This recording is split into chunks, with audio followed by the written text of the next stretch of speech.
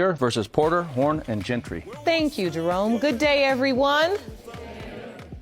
Mr. Hoyer, after 14 years of being in foster care, you desperately searched for your father. Sadly, that search ended when you learned that your alleged father, Mr. James Horn, was tragically killed.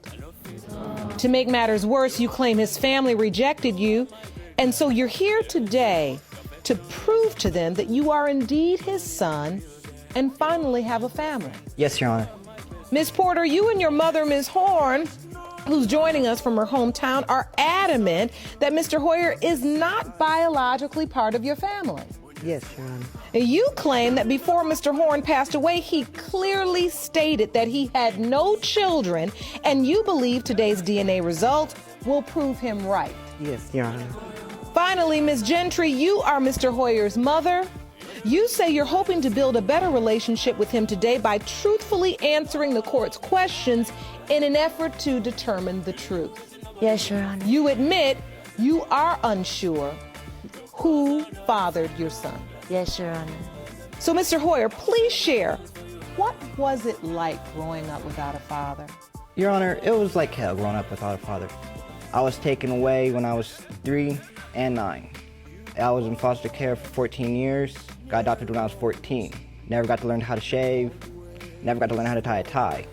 I don't know who my father is because my mom used to be a stripper. I feel that if I did know my biological father, my life would have been totally different. And so you were told that Mr. Horn was one of the men that potentially could be your father. Yes, Your Honor. When did you learn that? A couple months ago. It was my 23rd birthday. I went to my mom's house to go say hi, and her new boyfriend was like, "You look like your father," which stopped me right there in my tracks. So I was like, "Wait, you know my father?" He was like, "Yeah, your father is James Horn."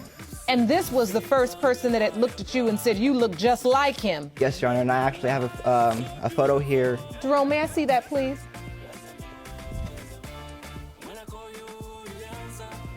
So this is a photo of the man you were told is your father. Yes, Your Honor. When you look at this picture, do you see yourself? I do in some ways. I see myself through the smile and through the forehead and the eyebrows.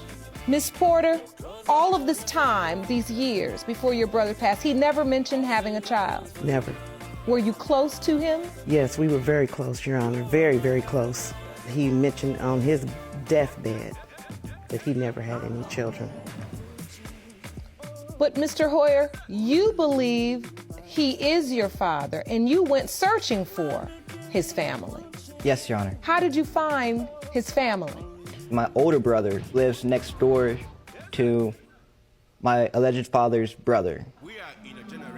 And he went over and asked my alleged uncle about the name, James Horn, and he was like, "Yes, that's my brother." So my adopted brother came and got me, took me over to his neighbors, and that's how I met him. What was that encounter like? What happened? Take me step by step. When I approached the house, I walked into the door. My alleged uncle was like, "So you're my brother's son?" I was like, "I guess I am. I really don't know." He was like, "Well, let me see your hands." So I stuck my hands like this, and they looked at my hands. They were like, "You do have our hands. You had the small hands, but the long fingers." And I was like, "Really?" He's like, "Yeah, my brother had the same type of hands as you do." That actually got me excited for a brief minute, but there was others in the household that was like, "You don't look like my brother." Okay. So, Ms. Horn, when this young man walks into your home and says he thinks he's your grandson, what were you thinking? Well,